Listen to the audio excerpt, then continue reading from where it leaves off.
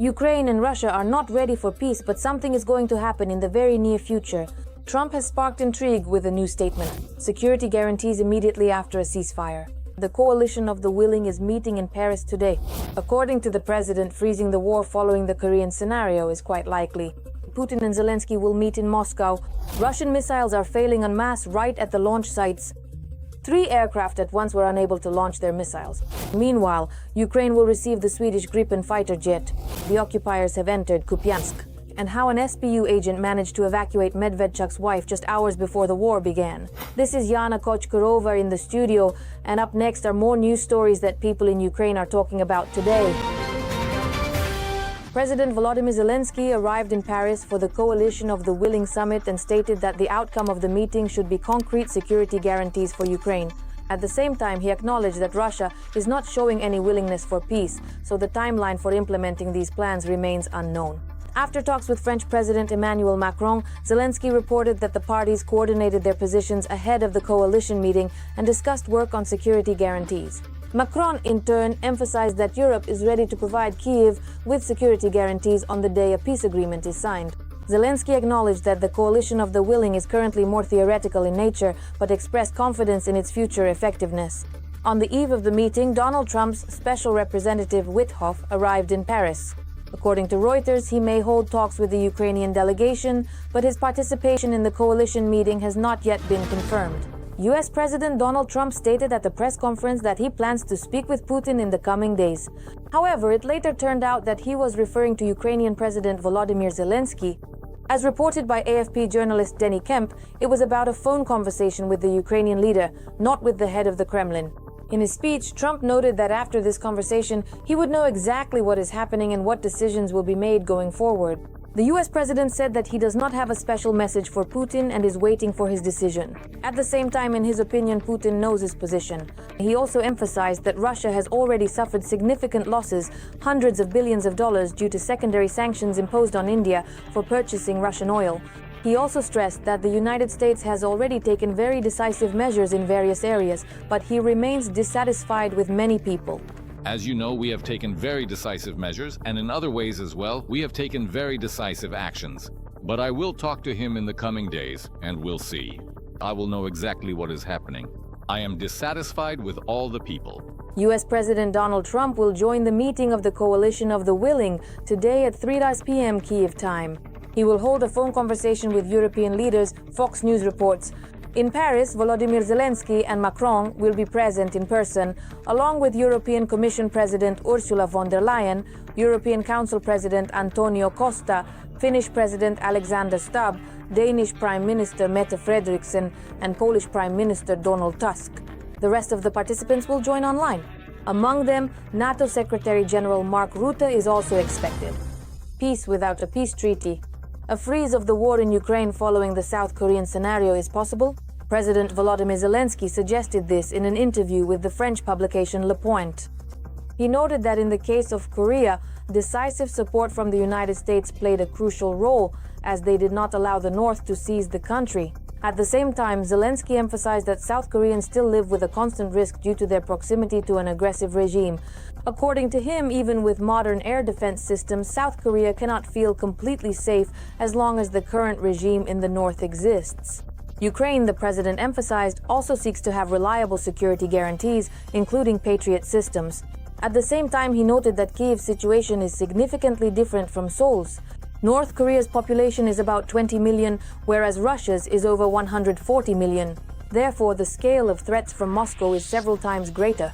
Zelensky concluded that it is impossible to fully replicate the Korean security model for Ukraine, but South Korea's economic model can serve as an example. The Russian dictator has come out with a new batch of cynical nonsense. Putin stated that he is supposedly ready for a personal meeting with Ukrainian President Volodymyr Zelensky in Moscow if Zelensky agrees to come. He also put forward an absurd demand to hold some kind of referendum in Ukraine regarding the territories. At a briefing following his visit to China, Putin recalled that in 2022, according to him, he withdrew troops from Kyiv at the request of Western European leaders. I'm sure no Ukrainian needs to be reminded that this is a blatant lie and that it was our defenders who drove out the occupiers. The whole world saw this as well. But Putin, as always, continues to lie cynically and even dares to make demands from high platforms. I think there is a certain light at the end of the tunnel. We'll see how the situation develops. If not, then we'll have to solve all the tasks set before us by military means. Ukraine's Minister of Foreign Affairs, Andrei Sybiha, responded by emphasizing that the Kremlin is manipulating and putting forward deliberately unacceptable conditions. He added that at least 7 countries are ready to serve as a platform for a meeting between the leaders of Ukraine and Russia. Among them are Austria, the Vatican, Switzerland, Turkey, and 3 Gulf countries.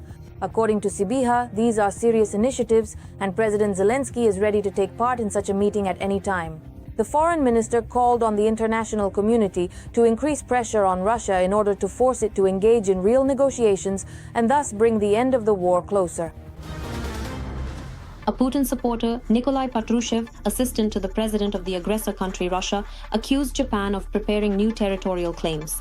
According to him, Tokyo will not stop at the Kuril Islands and allegedly plans to encroach on other Russian territories. We tried to figure out what lies behind these statements in our report. Russia is preparing for yet another war. The dispute over the Kuril Islands is gaining momentum. And here the task is complicated. In Moscow, they stated that Japan intends to make new territorial claims against Russia.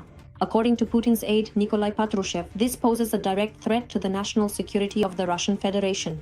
In his opinion, Tokyo's policy of seeking the return of the islands also has a commercial interest. Today, the Japanese are not seeking justice regarding the so-called northern territories, but rather resources, both mineral and biological. The sea depths near the Kurils have a unique hydrography. Russia is a vassal of China, while China and Japan are strategic adversaries. Therefore, any move by Patrushev, Putin, or anyone from the Russian leadership is, in a way, a gesture and a message from Moscow to its senior partner, Beijing. So it's probably not worth being surprised by this statement, but overall, it's also important to understand that Russia is aggressively disposed toward any representative of the Western Bloc. Patrushev also emphasized that Russia will not sit idly by in the face of Tokyo's militarization policy and will build up its defense capabilities in the Far East. Russia consistently and repeatedly uses unsubstantiated claims that someone or some entity allegedly intends to launch an attack against it as a convenient and often repeated pretext for its unprovoked and aggressive actions. This has always been the case, and the recent wars that Russia started also began in roughly the same way. In other words, Russia never attacks first. This is the foundation of their ideology. They always claim to be repelling someone else's attack. Therefore, from the perspective of Russian logic and diplomacy, accusing someone of allegedly wanting to attack Russia is always the first step toward launching aggression against that party. Above all, it is the desire to appear to be something rather than to actually be it. At present, Russia does not have enough resources to wage a full-scale war with Ukraine, prepare for a potential invasion of the Baltic states, and at the same time build up military resources in the Far East. Rather, this is more of a declaration of intent and, once again, a message to China that in the context of confrontation with Chinese adversaries, Russia is ready to be a major ally and a junior partner in any initiative from Beijing. And once again, the Russian dictator's aide has stated that Russia has the right to own the islands, and there is nothing to discuss here. Their legal status is currently disputed since Japan considers them its own territory, while Russia controls these territories. However, Japan does not legally recognize this. The point is that for more than 70 years, the countries have been unable to sign a peace treaty due to territorial disputes over the Kuril Islands. Tokyo names the return of the islands as the main condition for signing the treaty. Meanwhile, the Kremlin believes that the southern Kurils became part of the USSR as a result of World War II and that their sovereignty is beyond question. The corresponding Kuril Islands, including some islands that Japan refers to as the Northern Territories and claims are not directly related to the Kuril Islands themselves, were occupied by the Soviet Union, but this was never legally finalized in the form of a specific treaty. And now the prospects for such a treaty are looking more and more doubtful. That is, during Yeltsin's time, there was a draft of a corresponding treaty that would have settled all issues, particularly the territorial ones. There was an interesting proposal in which Russia would return 2 small islands to Japan. In exchange, Japan would recognize Russia's control over the 2 remaining, slightly larger islands, thus reaching a kind of diplomatic solution. But at that time, the whole thing fell through. The Russian dictator and the former Prime Minister of Japan met 25 times in an attempt to reach an agreement on the islands, but without success. And after the constitution was amended, the transfer of any part of Russian territory was made illegal. In Russia, the law and the constitution are not considered absolutely unbreakable norms. Putin himself was only supposed to be elected for 2 terms according to the constitution, but he is still in power. And the Russian constitution has been changed so many times that I think the essence of the problem isn't really about the constitution itself, but rather about Putin's personal desire to demonstrate his imperial grandeur. But Putin is not eternal, and Russian imperialism isn't eternal either. In March 2023, Russia broke off peace treaty negotiations with Japan, which had supported Western sanctions after Putin's troops invaded Ukraine. There is no drinking water in Pokrovsk, and evacuation crews cannot get there. According to the local TV channel Orbita, a little over 2,000 people remain in the community. The Russian army is shelling the city around the clock with aerial bombs and mortars, systematically destroying what remains of the civilian infrastructure. There is ample evidence that the occupiers are deliberately targeting civilians with drones. The Russian armed forces carried out another propaganda stunt by entering Kupiansk with Russian flags. To showcase their supposed successes, the occupiers dressed in civilian clothes and unfurled a Russian flag on one of the city's streets. The command of the 10th Army Corps of the Armed Forces of Ukraine notes that this Russian stunt ended very quickly. The occupiers were immediately eliminated along with their flags. The counterattacks near Kupiansk were carried out to stabilize the front, as the city found itself in a semi-encirclement and the enemy had almost reached the key road. The situation was rectified at the last moment, but it still remains close to critical. The enemy is trying to gain a foothold on the outskirts in order to strengthen their positions for further advances. The occupiers are also using the tactic of disguising themselves in civilian clothes to infiltrate the city and increase their presence. This creates additional risks for the defense. Kremlin drones are not flying. During the massive missile and drone attack by Russia on Ukraine, on the night of September 2nd to 3rd, 3 strategic bomber missile carriers were unable to complete their missions due to technical problems. This was reported by the Telegram channel Spy Dossier. In particular, the Tu-160 with tail number 04 and the name Ivan Yarygin did not launch its missiles due to a malfunction in the launch mechanism. Another Tu-160, Alexei Plokov with tail number 16, was struck by lightning. Due to damage to the cockpit glazing, the crew was forced to abort the flight and return to the airfield. Another aircraft, the type of which was not specified, was unable to take off from the base in Engels Atoll. The reasons for its malfunction are currently unknown. Another aircraft, the type of which was not specified, was unable to take off from the base in Engels Atoll. The reasons for its malfunction are currently unknown. Analysts from the publication Militarny note that the simultaneous failure of 2 bombers may indicate problems within the Russian defense industrial complex regarding the maintenance of strategic aviation. Experts also do not rule out that the cause could be the intensive use of the aircraft and the wear and tear of their systems. An additional factor could be the consequences of the Ukrainian operation Pavutina, during which the Security Service of Ukraine, SBU, destroyed and damaged a significant portion of Russian strategic aviation. Ukraine will receive Swedish fighter jets after the war. Swedish Defense Minister Paul Jonsson stated that Stockholm is ready to consider the possibility of selling modern Gripen fighter jets to Ukraine. However, this will only be possible after the end of the war with Russia. This was reported by Breaking Defense. According to Johnson, Ukraine has already expressed interest in the Gripen system, particularly in the new Gripen E version, which is in service with Sweden and Brazil. The Ukrainian company Firepoint, which manufactures Flamingo missiles, will set up production of fuel for long-range missiles in Denmark. The new facility will be located near the Skrydstrup Air Base, where the fleet of F-16 fighter jets is stationed. Danish Defense Minister Troels Lund Poulsen emphasized that this step is a show of support for Ukraine in its fight for security, independence, and the right to live in peace. According to President Volodymyr Zelensky, the Flamingo missiles are considered one of Ukraine's most successful developments. Gasoline is becoming a scarce commodity, while oil and gas are being consumed rapidly. The commander of the Unmanned Systems Forces, Robert Brovdy, known by the call sign Madyar, summarized the results of the Ukrainian drone strikes on Russian energy infrastructure in August. According to him, just in the last month of summer, SBS drones, in cooperation with the main intelligence directorate, special operations forces and other defense units, struck a number of targets on Russian territory. Among them are oil refineries in Ryazan, Saratov, Volgograd, Syzran, Kuibyshev, Krasnodar, Afipsky and Novoshakhtinsk, as well as the Nevinomysk Azot plant and several oil depots and oil pumping stations belonging to the company Transneft. Thus, August became one of the most challenging months for the Russian fuel industry, as strikes by Ukrainian drones revealed the vulnerability of even deep rear facilities. Every voice matters. Join our community, support independent journalism and help us bring you the truth from Ukraine.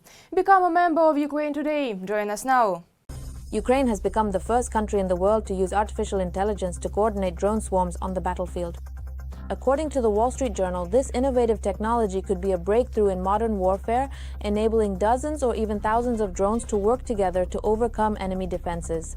Military experts are calling this the next stage of drone warfare. More details in our report.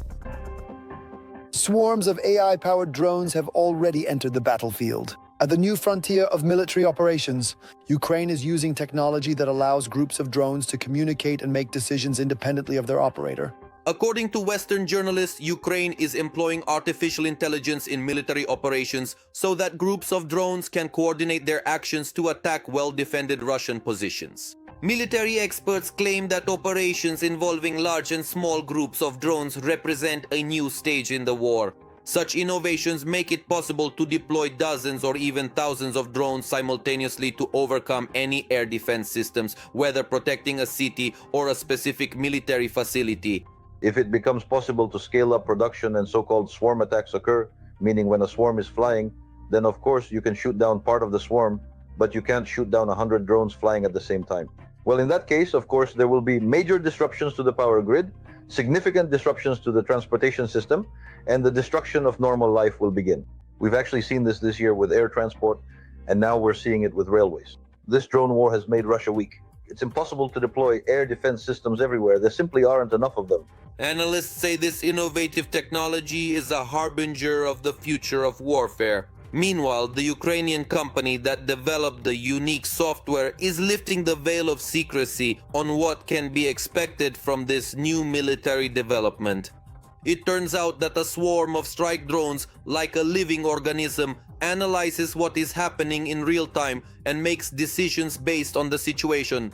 The drones can decide which one will strike first and adapt to the circumstances. For example, if one of them runs out of battery power. Ukrainian soldiers began using this technology about a year ago to lay mines. Since then, it has been used to strike Russian troops, equipment, and infrastructure. And it must be admitted they use it extremely effectively. In the Kremlin, just hearing the phrase drone swarm makes their knees tremble. Even the enemy admits that they simply have nothing to counter such advanced Ukrainian weaponry. It really is impressive. By the way, if something goes wrong during such an autonomous operation, the system immediately hands control over to a human operator. Fortunately, another cutting-edge Ukrainian technology, the Kolibri 13FR1, promises to help with this. This is a so-called relay drone for FPV with autonomous navigation and resistance to electronic warfare. It's an inexpensive alternative to the Chinese DJI, which is actively used on the front lines. At the very beginning of the Russian invasion, Russia was striking Ukrainian territory with missiles and drones almost unopposed. Ukraine simply had nothing, almost nothing to respond with against Russian territory. But now, as they say, here we are, yes. Now Ukraine has drones that are taking out Russian industry, and Ukraine has acquired long-range missiles. Well, as Putin says, this special military operation is going according to plan. Apparently this is part of the plan too.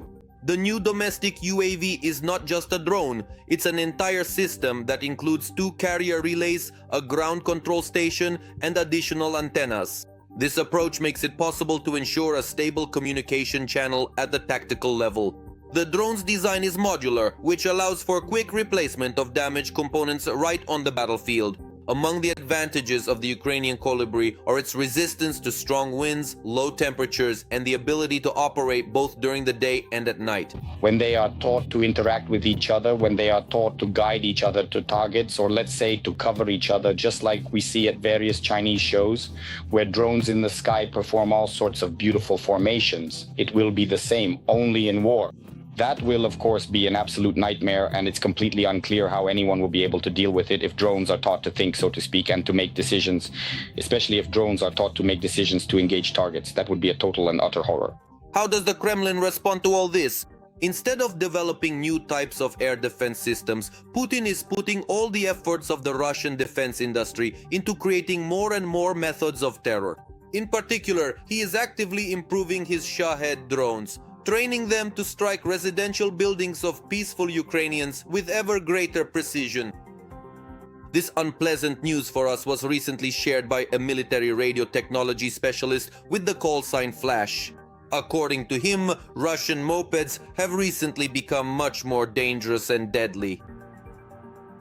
A recent discovery. Just look, the antennas are now placed at the edges of the wings. Unfortunately, unlike the circuit boards, it's not possible to recover the modems and cameras.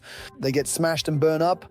For those who don't know, this is a new version of the Shahed drone, which can be controlled online from Russia, can conduct reconnaissance, and even attack moving targets. However, it's worth giving credit where it's due. The Ukrainian defense industry began working on improving Ukraine's air defense system long before this. Staying ahead of the enemy, our engineers are already actively developing our own version of HIMARS. The foreign missile system has proven its effectiveness on the battlefield, demonstrating high accuracy and the ability to operate at long distances. That's exactly what we need. For Ukraine, having its own counterpart to American weaponry means not only reducing dependence on Allied supplies, but also the ability to adapt the system to modern warfare conditions and the specifics of combat operations. For now, the technical specifications of the Ukrainian system are not being disclosed. However, experts suggest that it is a wheeled platform with high mobility, capable of launching guided missiles at distances of hundreds of kilometers. So it's about time for the occupiers to start preparing for new surprises from the Ukrainian armed forces.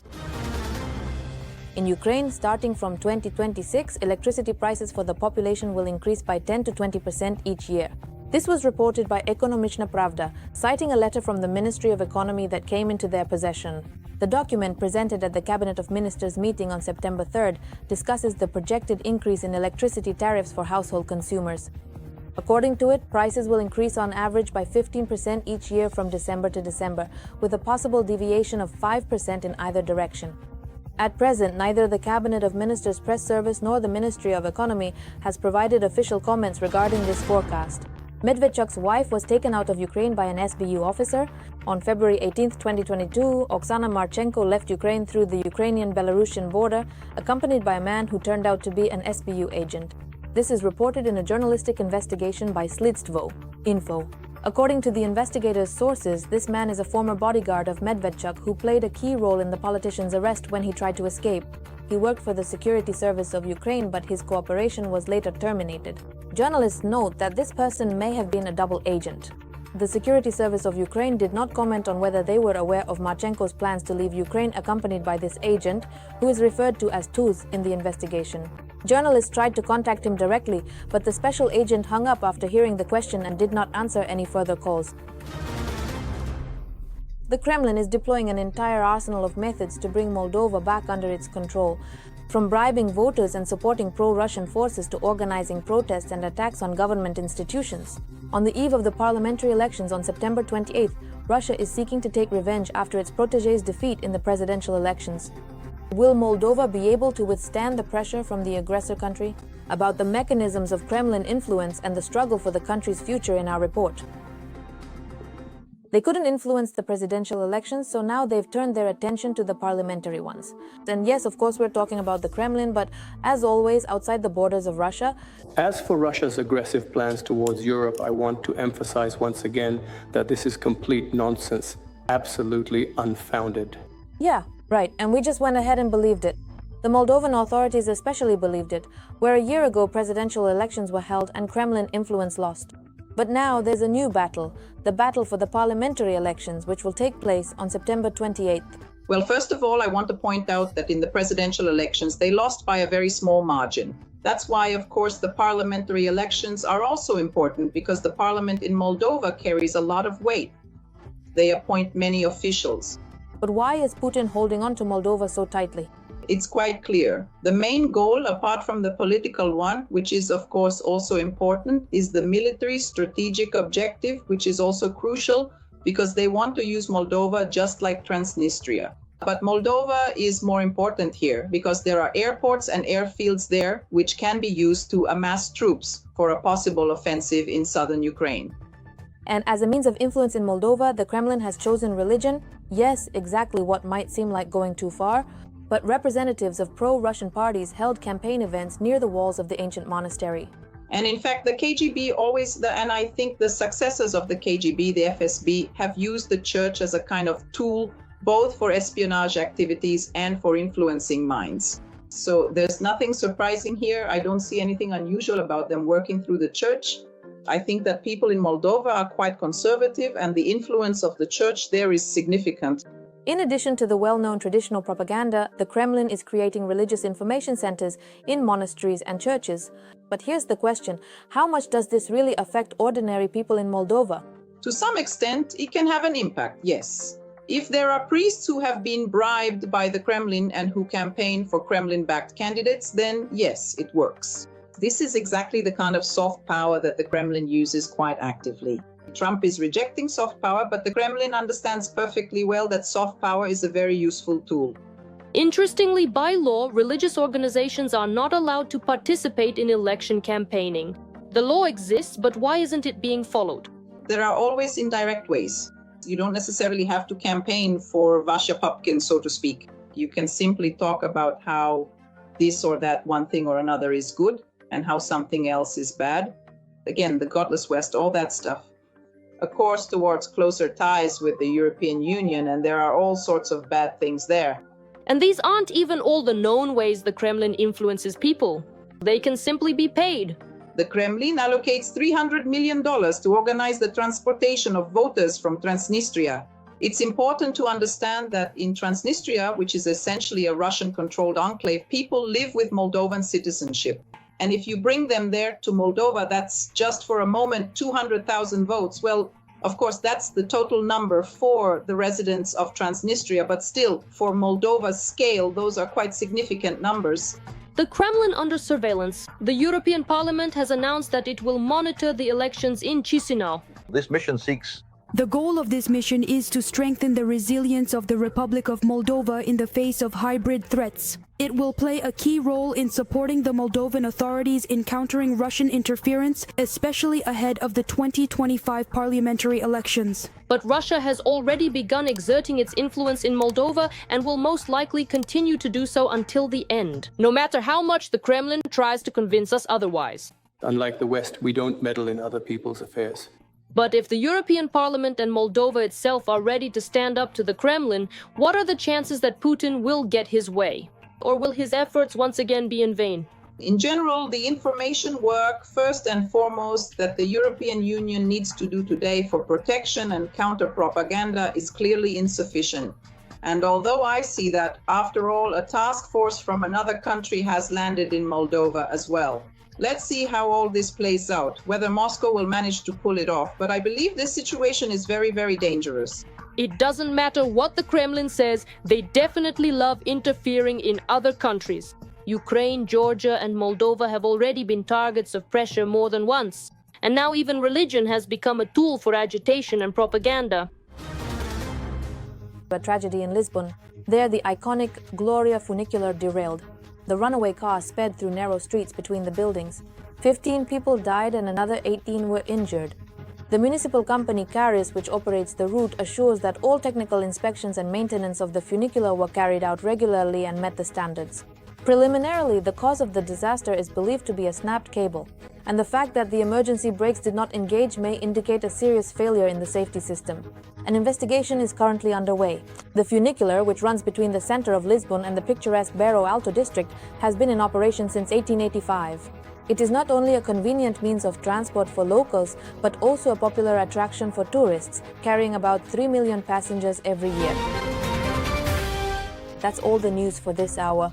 More information awaits you in the next broadcast. Subscribe to our channel, leave a like and comment on our videos. Your opinion matters to us.